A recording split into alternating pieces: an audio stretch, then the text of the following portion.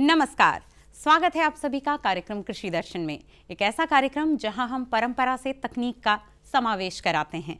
कार्यक्रम की आज की कड़ी में भी कुछ ऐसी ही कोशिश होगी हमारी, लेकिन सबसे पहले देखेंगे अपना पहला सेगमेंट खबरें खेती की। नमस्कार किसान भाइयों, खबरें खेती में आपका स्वागत है। और खबरों में आगे बढ़ने से पहले आइए डालते हैं कृषि समाचारों पर एक नजर। ठंड में पशुओं का रखें खास ख्याल। मक्का और आलू की खेती में संतुलित सिंचाई जरूरी एवं किसानों के लिए बेहद उपयोगी स्प्रिंकलर मशीन। किसान भाई बहनों, बढ़ती ठंड में पशुओं को गिरते तापक्रम के प्रकोप से बचाना बेहद जरूरी है। ठंड का ज़्यादा असर होने पर उनमें कई तरह की बीमारियां हो सकती है, इसलिए उनके रहने वाले स्थान को ढककर रखें ताकि हवा का असर ज़्यादा ना हो। साथ ही साथ ठंड ज़्यादा होने पर उन्हें ढककर भी रखा जा सकता है। साथ ही उनमें डिवॉर्मिंग जरूरी कराएं। वो अपने पशुओं को ठंड से बचा कर रखना है और इसके लिए आपको छोटी छोटी चीज़ों पर ध्यान देनी है। जैसे पशुओं को शाम होने के बाद बंद पशुशाला में रखें। खिड़कियों वगैरह पे आप जूट का बोरे से ढक दें। पशुओं के ऊपर भी अगर जूट का बोरा संभव हो तो ढक कर रखें।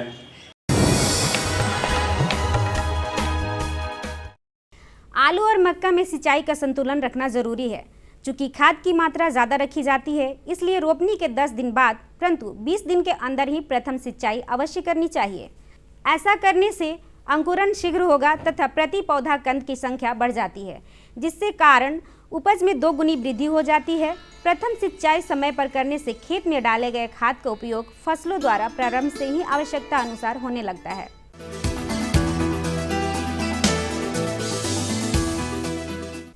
सफलता के कड़ी में आज हम आपको मिलवाने जा रहे हैं पटना जिले के प्रगतिशील किसान सत्येंद्र कुमार से।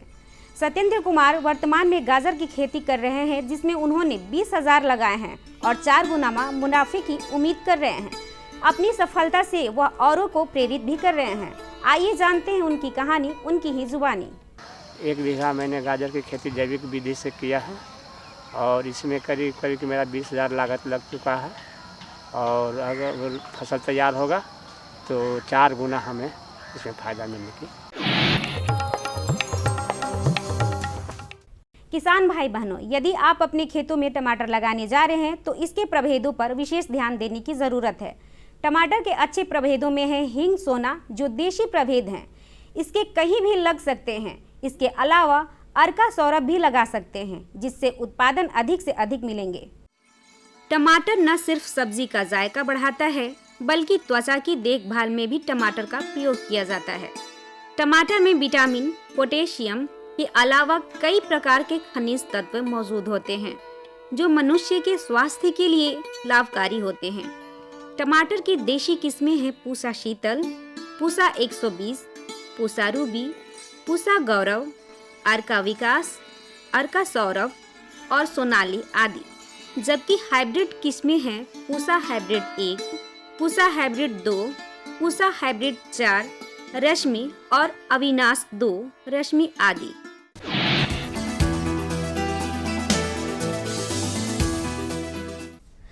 स्प्रिंकलर या फुहारा सिंचाई तकनीक ड्रिप सिंचाई की तरह बूंद बूंद सिंचाई तकनीक है। इसे बौछारी सिंचाई भी कहा जाता है। इसमें पानी पौधों के जड़ों में नहीं जाकर वर्षा के फुहारों की तरह गिरता है। यह सिंचाई करने का आधुनिक तरीका है। इसमें छिद्र वाली नलियां जो जल का प्रवाह किया जाता है और फिर फुहारों की तरह पानी की बूंदें पौधों पर गिरती है। इससे पानी की बचत भी होती है और उत्पादन भी बेहतर होता है। अब जानते हैं क्या है आज का मंडी भाव। मंडी भाव में आइए चलते हैं अंटाघाट सब्जी मंडी, जहां जानेंगे हरी सब्जियों के ताजा भाव। पत्ता गोभी 1500 रुपये प्रति क्विंटल, बैगन गोल 2200 रुपये प्रति क्विंटल, गोभी 1600 रुपये प्रति क्विंटल। अब समय है मौसम पूर्वानुमान का। मौसम विभाग से प्राप्त जानकारी के अनुसार कल राजधानी पटना का अधिकतम तापमान 28 डिग्री सेल्सियस एवं न्यूनतम तापमान 10 डिग्री सेल्सियस रहने की संभावना है।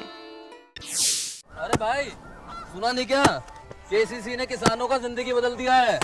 देश के छोटे किसान 1,60,000 रुपये तक का कर्ज बिना किसी गारंटी को ले पाएंगे। ब्याज खोरों से भी पीछा छुटा। मैं तो जैविक खेती का पूरा सामान मंगा लिया। केसीसी का भी कोई दबाव नहीं है। ब्याज चुकाने के लिए पूरा 1 साल मिलता है। समय पर भुगतान करने पर केवल 4% के सालाना ब्याज पे लोन मिल गया मुझे। अपना आधार कार्ड, लेटेस्ट फोटो और जमीन के कागजात लेके अप्लाई करो बस। और नामांकन भरने के लिए जेब भी ढीली नहीं करनी पड़ी।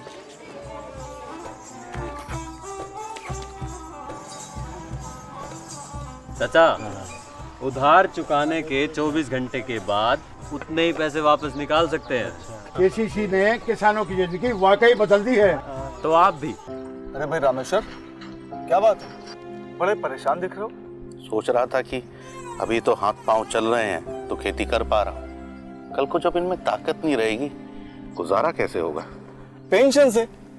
पेंशन? हाँ, और वो भी हम जैसे किसानों के लिए। अब हम जैसे छोटे किसान भी 60 साल के होने पर 3,000 रुपए मासिक पेंशन पा सकते हैं। सच में? हाँ, चलो मैं तुम्हें दिखाता हूँ।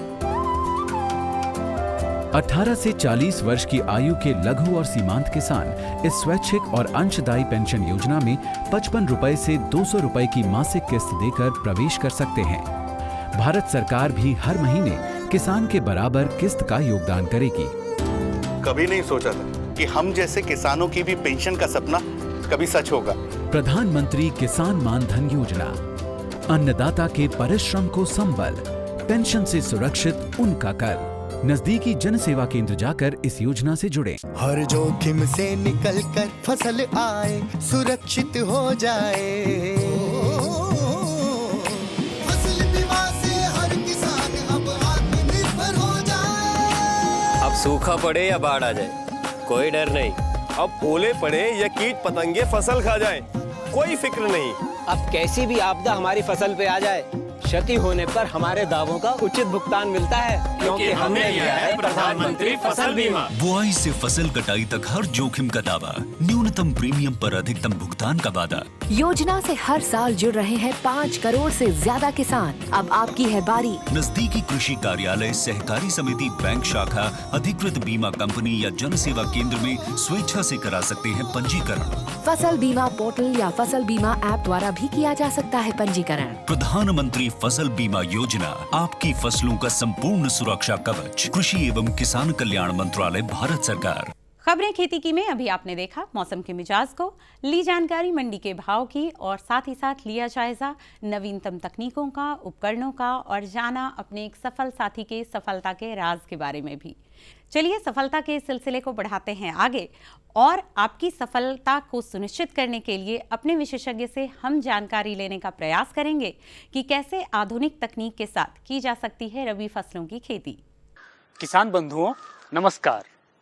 हर किसान की यही चाहत होती है कि हर बार उसका पैदावार बढ़ता रहे या जो पिछले बार जो उपज हुई थी उससे इस बार अधिक हो। अगर ऐसा हमारे किसान चाहते हैं और होना भी चाहिए तो आपको करना यही है कि आपको आधुनिक तौर तरीके से खेती करना होगा। तो इसीलिए आज हम चर्चा करने जा रहे हैं आधुनिक तकनीक से रबी फसलों की खेती के बारे में। इस विषय पर और अधिक जानकारी देने के लिए आज हमारे साथ हैं ICAR पटना के वरिष्ठ वैज्ञानिक डॉक्टर मणिभूषण सर। आज के कार्यक्रम में मैं आपका बहुत बहुत स्वागत करता हूं और इस सवाल के साथ कार्यक्रम की शुरुआत करता हूं कि चूँकि सर आज रबी का मौसम है और रिमोट सेंसिंग जो तकनीक है यह गेहूं उत्पादन या रबी फसलों में अच्छा उत्पादन के लिए बेहद ज़रूरी माना जा रहा है। तो मैं चाहूँगा कि हमारे किसान बंधुओं को ये बताएं कि वो किस तरीके से रिमोट सेंसिंग तकनीक का इस्तेमाल करके रबी फसलों का अच्छा उत्पादन ले सकते हैं। नमस्कार। ये रिमोट सेंसिंग सुदूर संवेदन एक ऐसा तकनीक है जिसका उपयोग हम कृषि में हर जगह कर सकते हैं। तो अभी चूँकि रबी का समय है इसलिए इसमें हम रबी फसल में खासकर विशेषकर चूँकि बिहार में जो है खासकर गेहूं जो है रबी की मुख्य फसल मानी जाती है, तो गेहूं में सुदूर संवेदन रिमोट सेंसिंग तकनीक का उपयोग कैसे किया जाता है और हम क्या कर सकते हैं इसमें, ये हम अपने किसान भाइयों को विशेषकर बताना चाहेंगे। सुदूर संवेदन तकनीक से ऐसा है कि जैसे गेहूं बहुत सारे जगह अभी बुआई की जाती है, तो अब जैसे हमें ये पता लगाना है कि गेहूं कितने क्षेत्र में कितने एरिया में लगाया गया है और उसका फसल उत्पादन कितना होगा, तो हम एक तरह से इसका अनुमानित फोरकास्टिंग जो है इसका हम कर सकते हैं कि कितना उत्पादन होगा। और भी जैसे कितना उत्पादन होगा, अभी हम इसके लिए क्या करेंगे कि जैसे हमारे किसान भाई जो है हमारे पास वैज्ञानिक चूँकि हम हैं तो हमारे पास आ सकते हैं और आकर के बहुत सारे किसान भाई पूछते भी हैं कि बताया जाए कि कितना उत्पादन होने का उम्मीद है। तो हम लोग इसमें क्या करते हैं कि उसका इमेज ले करके, उस एरिया का फोटोग्राफ्स ले करके, इमेज सैटेलाइट इमेज ले करके उसका कंप्यूटर में एनालिसिस करते हैं और उसमें हम लोग ये करते हैं कि NDVI वैल्यू होता है और लीफ एरिया इंडेक्स, ये दो पैरामीटर्स का कैलकुलेशन करके हम ये बता सकते हैं कि गेहूं का उत्पादन लगभग कितना मेट्रिक टन या जो भी जितना भी उत्पादन होगा ये हम बता सकते हैं। और दूसरा क्या है कि हमारे किसान भाई को हम ये भी बता सकते हैं कि आपकी फसल का स्वास्थ्य कितना अच्छा है, मतलब कितना प्रोडक्शन होगा, कितना उत्पादन होगा। जब स्वास्थ्य फसल का अच्छा होगा तभी पता चलेगा। तो इसमें हम जब देखते हैं कि उसका NDVI वैल्यू कितना ज़्यादा है तो वो हिसाब से हम ये अनुमान लगाते हैं कि फसल का उत्पादन अच्छा होगा। जब NDVI ज़्यादा है तो फसल का उत्पादन ज़्यादा होगा। सर, मैं आप ही की बात को आगे बढ़ाता हूं और जो रिमोट सेंसिंग तकनीक जो मैं आपसे समझ पाया हूं वो एक तरह से किसान अपने खेत से दूर बैठे उसका हालचाल ले सकते हैं। तो मैं आपसे आगे ये जानना चाह रहा हूं कि चूँकि उसके लिए कोई इंस्ट्रूमेंट लगाने की खेत में आवश्यकता होती है या कोई क्या चीज़ वहाँ खेत में लगाना होता है ताकि किसान दूर से ही उसकी देख रेख कर पाएँ।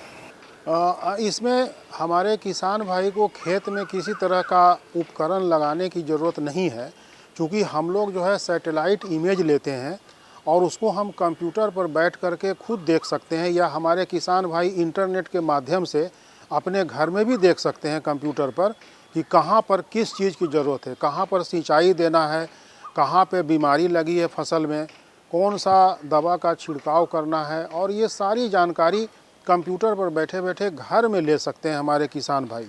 और वो जहाँ पर है वहाँ पर आजकल तो देख रहे हैं कि हमारे कृषि में ड्रोन का भी बहुत सारा उपयोग हो रहा है। तो मान लिया जाए कि जहाँ पर ज़रूरत है छिड़काव का, तो वहाँ पर जाकर के ड्रोन से आजकल हम ड्रोन का उपयोग करके वहाँ पर हम छिड़काव कर देंगे और टू द पॉइंट, क्योंकि बर्बादी इसमें नहीं होगी। यहाँ पर ज़रूरत है तो यहीं पर छिड़काव करना है, और जहाँ पे इरिगेशन देने का ज़रूरत अभी है, जहाँ पर मिट्टी में नमी कम है, हम वहाँ पर इरिगेशन दे देंगे। और बहुत सारे इसमें तकनीक है, इसलिए ये बहुत अच्छा तकनीक है और इसमें कहीं जाने की ज़रूरत नहीं, क्योंकि बहुत ज़्यादा एरिया में लगा हुआ है तो जा कर के देखना संभव नहीं है कि कहाँ पर क्या है। और ख़ास करके सुदूर संवेदन कुछ ऐसा जगह में भी यूज कर सकते हैं जहाँ पे जाना थोड़ा मुश्किल हो, मतलब थोड़ा सा जैसे अब ऐसा क्षेत्र है जहाँ पर थोड़ा ज़्यादा पानी है, या कहीं कोई पहाड़ी जगह है, या कुछ ऐसा जगह है जहाँ पर आदमी की एक्सेसिबिलिटी थोड़ी मुश्किल है, वहाँ पर जाना थोड़ा मुश्किल है, तो वहाँ पर भी हम जो है सुदूर संवेदन का उपयोग करके हम बता सकते हैं किसान भाई को कि आप यहाँ पर इस चीज़ का, अब ड्रोन का उपयोग कर लीजिए उसमें, और यहाँ पर आप जा कर के उस तरह से आप दवा का छिड़काव कर दीजिए। आप देख लीजिए कहाँ पर क्या ज़रूरत है, सिंचाई की ज़रूरत है या क्या चीज़ की ज़रूरत है, आप उस तरह से करके आप अपने फसल को बचा सकते हैं ताकि आपका उत्पादन अच्छा हो। खेती में सर जो ड्रोन की बात आप कर रहे थे इस्तेमाल का, इसके बारे में किसान भी हमारे बहुत जानना चाहते हैं, क्योंकि उनके बीच भी ये बात चर्चा का विषय है। तो मैं आपसे ये जानना चाह रहा हूँ कि सर वो ड्रोन कहाँ से उसका इस्तेमाल करने के लिए ला सकते हैं, और इसकी लागत चूँकि बहुत अधिक होगी तो क्या कहीं से अनुदान या कहीं से वो सहयोग करके वो कहाँ से प्राप्त कर सकते हैं ड्रोन? अभी तो ड्रोन का इस्तेमाल अभी तुरंत शुरू हुआ है, अभी ज़्यादा ड्रोन का इस्तेमाल तो नहीं हो रहा है, इसलिए अभी और चूँकि काफ़ी महंगा है, इसलिए अभी जो है ड्रोन का किसान भाई के पास तो थोड़ी पहुंच थोड़ी मुश्किल है, लेकिन वो चूँकि जो कृषि के जो बहुत सारे ये कार्यालय हैं, या हमारा ICAR है, या और भारत सरकार के कार्यालय हैं, या बिहार सरकार के जो कृषि विभाग के कार्यालय हैं, और जो भी हैं, तो वहाँ से वो ड्रोन को प्राप्त कर सकते हैं और ये कह सकते हैं कि हमें ड्रोन चाहिए और हमारा जो है ये बताइए कि वहाँ पर हम हमारे फसल में किस तरह से कहाँ पर क्या ज़रूरत है, सिंचाई की ज़रूरत है, या कहाँ पे खरपतवार नाश ये लग गया है, या जहाँ पे बीमारी लगी है उसको हटाने की ज़रूरत है। तो वो हम भी जो है जो भी सरकारी ये प्रतिष्ठान है वहाँ से ड्रोन को प्राप्त कर सकते हैं हमारे किसान भाई। डॉक्टर मणिभूषण सर, आज आप कार्यक्रम में आए और रिमोट सेंसिंग जैसे नई तकनीक के बारे में हमारे किसानों को जानकारी दी, इसके लिए बहुत बहुत धन्यवाद।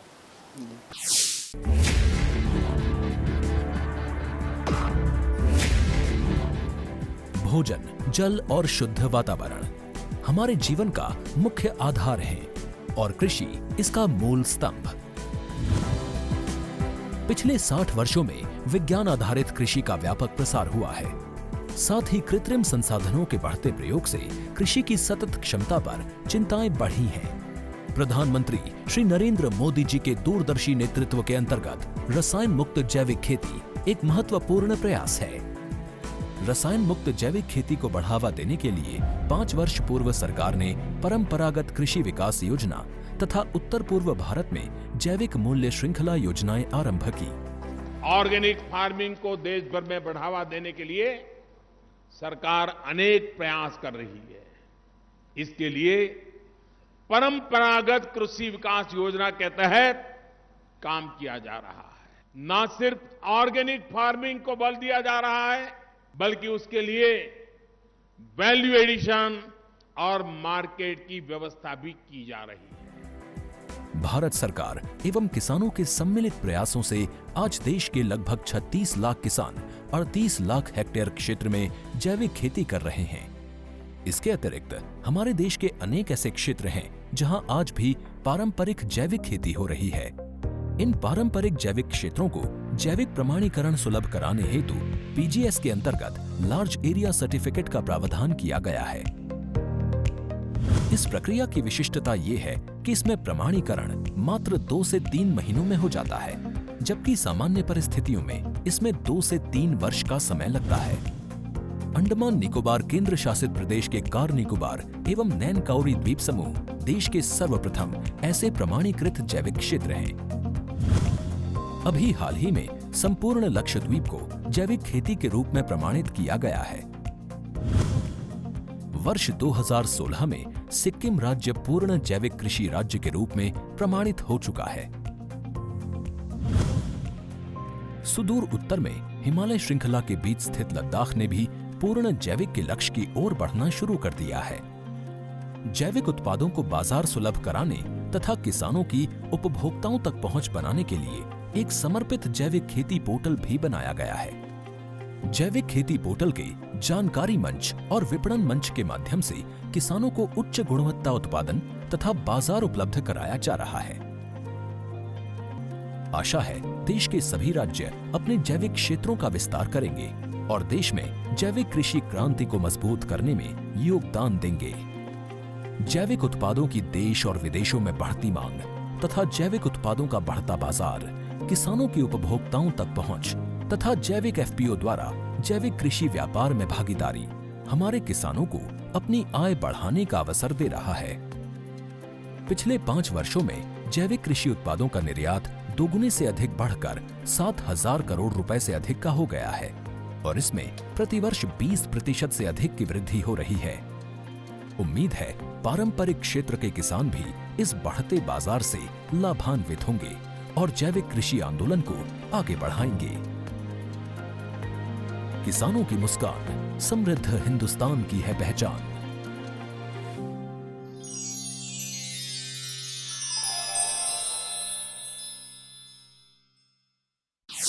रबी फसलों के बाद जानकारी लेने का समय है मक्का के बारे में, जी हाँ, वेट प्लांटिंग तकनीक के जरिए कैसे मक्का की उन्नत खेती की जा सकती है और कैसे इसका लाभ आप ले सकते हैं।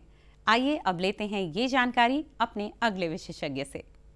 नमस्कार, मैं हूं विकास। आप देख रहे हैं कार्यक्रम कृषि दर्शन। दोस्तों, जब भी हम कृषि की बात करते हैं तो हमारे दिमाग में वही पुरानी छवि घूमने लगती है, परंपरागत खेती की। बीजों की बुआई से लेकर फसल की कटाई तक वही सामान्य प्रक्रिया जो अक्सर हम वर्षों से देखते आ रहे हैं। लेकिन आजकल खेतीबाड़ी में नई नई तकनीक अपना जगह बना रहा है, जिसके कारण हमारे किसान भाइयों को बहुत ही अच्छा लाभ एवं उन्नत किस्म की फसल अच्छी क्वालिटी के साथ देखने के लिए मिल रहा है। जी हाँ किसान भाइयों, आज हम बात करेंगे वेट प्लांटिंग तकनीक से मक्के की उन्नत खेती के बारे में। और इसकी जानकारी देने के लिए हमारे साथ हैं डॉक्टर मिथिलेश कुमार, कृषि वैज्ञानिक केवीके मधेपुरा से। सर, आपका बहुत बहुत स्वागत है आज के इस कार्यक्रम में। सर, सबसे पहला प्रश्न हम आज ये लेना चाहेंगे सर कि वेट प्लांटिंग हमारे किसानों के लिए ये वाकई एक नया टर्म है जो कि आज से पहले ज़्यादातर सुनने के लिए नहीं मिला है। तो हम ये जानेंगे कि आज आप पहला प्रश्न ये बताइए कि वेट प्लांटिंग है क्या और यह तकनीक क्या है, इससे कैसे खेती की जाती है। वेट प्लांटिंग मैकेनाइजेशन की एक कड़ी है। इसमें जो परंपरागत विधि में खेत की तैयारी करके या तो रस्सी बैठा करके लाइन में बुआई होती थी, उसके जगह वेट प्लांटर का प्रयोग इसमें किया जाता है। वेट प्लांटर इसमें मशीन के माध्यम से एक ही बार में जो खाद है और बीज को अलग अलग बॉक्स में डाल करके और बुआई की जाती है और एक बेड बनता है। बेड पर ही उस मक्का की बुआई होते चला जाता है और उसके बाद दो लाइन के बीच में फिर एक फोड़ो बनता है जिसमें ही पानी देनी होती है। इस तरह से वेट प्लांटिंग में जो है खेत की तैयारी, सबसे पहला चीज़ तो खेत की तैयारी परंपरागत विधि की तरह ही की जाती है, लेकिन उसमें तैयारी करने के बाद उसमें अंतिम जुताई जब करते हैं तो जो हमारा 65 किलोग्राम DAP और 34 किलोग्राम म्यूरेट ऑफ पोटाश और 10 किलोग्राम यूरिया, ये हमारी अनुशंसित मात्रा का जो पूरी जो है हमारा यूरिया और पोटाश है उसको जो है मिट्टी में मिला देते हैं और DAP और बीज जो है वह दोनों बॉक्स में डाल करके और सीधी बुआई कर दी जाती है। और बेड पर प्लांटिंग होने के कारण फोड़ों के बीच में ही हम पानी देते हैं, जिससे दो लाइन के बीच अगर एक फोड़ो बन रहा है यानी पानी जो है करीब करीब आधी आवश्यकता होती है। तो इस तरह से मैंने एक लाइन में डालने पर उसकी जो नमी है वह पूरे पौधे को प्रॉपर वे में मिलता है और इससे हमारा 25 से 40% जो है पानी की बचत होती है और इसमें 25 से 40% बीज की बचत भी होती है, क्योंकि नमी प्रॉपर होने के कारण जर्मिनेशन सही होता है और एक ही गहराई में मशीन के माध्यम से एक ही गहराई में जैसे 4 से 5 सेंटीमीटर जो एडजस्ट करते हैं उसी पर बीज गिरता है, इसलिए जर्मिनेशन भी प्रॉपर होता है। तो इसकी वजह से 25 से 40% जो है हमें बीज की बचत होती है। सर, ये तो बात हो गई सर लागत मूल्य की वेट प्लांटिंग तकनीक से लागत मूल्य कम हो जाता है, लेकिन अगर हम गुणवत्ता की बात करें सर, तो मक्के की खेती अगर हम करते हैं तो क्या कोई अलग किस्म का बीज हमें बोना पड़ता है जिससे कि उसकी गुणवत्ता मेंटेन हो वेट प्लांटिंग के अंदर जो है। विकास जी, आपका बहुत ही अच्छा प्रश्न है, क्योंकि इससे जो है बीज का कोई बहुत लेना देना नहीं है। केवल हमारी जो मिट्टी में जो 50% में ऑर्गेनिक मैटर 5% और बाकी जो मिट्टी के कण रहते हैं और बाकी 25% में हवा के लिए जगह होना चाहिए और 25% पानी रहता है, ये बैलेंस बनता है। ये जो उसकी बैलेंस बनने के कारण उचित नमी रहती है, उसमें हवा, पानी और पोषक तत्व की जो प्रॉपर रहने के कारण उसमें रूट का विकास बहुत ज़्यादा होता है। रूट बहुत लंबे मतलब बड़ा लंबा होता है, उसका वॉल्यूम ज़्यादा होता है। और आप जानते हैं कि DAP खाद अपंग खाद है, वो जब तक जड़ संपर्क में नहीं आएगा तब तक उसका उपयोग नहीं हो सकता है। तो जड़ का फैलाव ज़्यादा होता है तो वो कण ज़्यादा से ज़्यादा हम फर्टिलाइजर वो उसके संपर्क में आता है और DAP खाद का मात्र 15 से 25% पौधा उपयोग में लाता है।